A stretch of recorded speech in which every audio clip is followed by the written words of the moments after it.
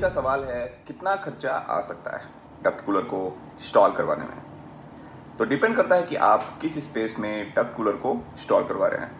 आपका commercial space है तो वहाँ पे कम खर्चा आ सकता है, आपका रेजिडेंशियल स्पेस है तो वहाँ पे थोड़ा ज़्यादा खर्चा आ सकता है। अब हम जानते हैं कि हमें कमर्शियल स्पेस में कम खर्चा और रेजिडेंशियल स्पेस में थोड़ा ज़्यादा खर्चा क्यों आता है। तो अगर आपका कोई रेजिडेंशियल स्पेस है जहाँ पे 4 से 5 रूम्स हैं, हॉल है, डाइनिंग हॉल है, उसके लिए हमें डक्ट को दौड़ाना पड़ता है और डक्टिंग का चार्जेस स्क्वायर फीट के हिसाब से लिया जाता है। तो आपके 5 से 6 रूम्स या फिर जितने भी रूम्स हैं आपके रेजिडेंशियल स्पेसेस में, उन सभी रूम्स में डक्टिंग को दौड़ाने में कितना डक्टिंग का कॉस्ट आता है उस पर डिपेंड करता है आपके टोटल कॉस्ट का, कि आपको डक्ट कूलर विद डक्ट कितना कॉस्ट आया।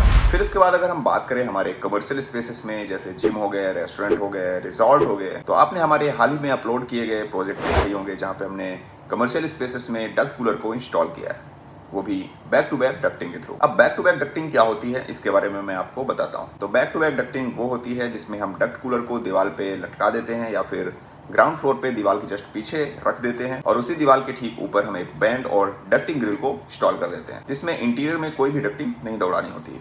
आप हमारे इस प्रोजेक्ट में देख सकते हैं कि कैसे हमने 2 डक्ट कूलर्स को बैक टू बैक डक्टिंग के थ्रू इंस्टॉल किया हुआ है। फिर आप में से कई सारे लोगों का सवाल होता है कि 1000 स्क्वायर फीट में कितना खर्चा आएगा, 1500 स्क्वायर फीट में कितना खर्चा आएगा, 2000 स्क्वायर फीट में कितना खर्चा आएगा और 2500 स्क्वायर फीट के एरिया में कितना खर्चा आएगा।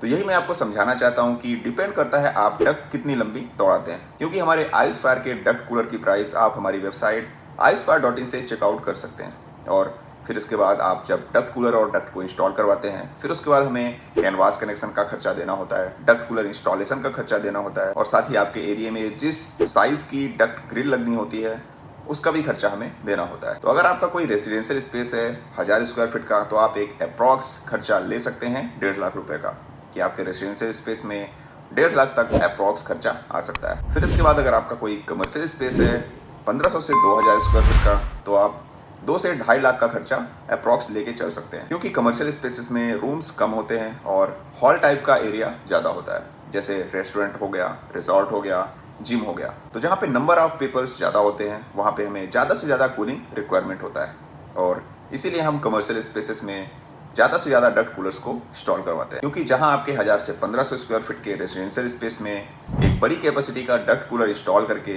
पूरे रेजिडेंशियल स्पेस को कवर किया जा सकता है, वहीं अगर कोई कमर्शियल स्पेस है जैसे जिम, रेस्टोरेंट, तो वहाँ हमें एक से ज़्यादा डक्ट कूलर इंस्टॉल करने पड़ते हैं, क्योंकि जितने ज़्यादा लोग उतनी ज़्यादा बॉडी हीट और उतना ही ज़्यादा हमें कूलिंग भी चाहिए होता है। तो अगर आपके कमर्शियल या फिर रेजिडेंशियल स्पेसेस में इंटीरियर में डक्ट दौड़ाते हैं तो वहाँ पे थोड़ा सा खर्चा ज़्यादा चला जाता है, लेकिन अगर बैक टू बैक डक्टिंग के थ्रू हम डक्ट कूलर को इंस्टॉल करते हैं तो वहाँ पे खर्चा हमें कम देखने के लिए मिलता है। ओवरऑल अगर देखा जाए तो हमारे डक्ट एयर कूलर में मेंटेनेंस भी कम है, लॉन्ग लाइफ सर्विस भी ज़्यादा देखने के लिए मिल जाती है और साथ ही इसमें 1 टाइम का इन्वेस्टमेंट होता है, क्योंकि हमारा डक्ट एयर कूलर काफ़ी अच्छी कूलिंग प्रोवाइड करता है और हमारे इस डक्ट एयर कूलर को आपके किसी भी एरिया में आप इसको इंस्टॉल करवा सकते हैं। तो आज के लिए बस, अगर आपके मन में कोई सवाल हो तो आप कॉमेंट करके जरूर पूछिएगा। मिलता हूँ आपसे नेक्स्ट वीडियो के साथ। वीडियो अच्छा लगा हो तो लाइक और चैनल को सब्सक्राइब करना मत भूलिएगा। Thanks for watching. आइसफायर, रिश्ता एक विश्वास का।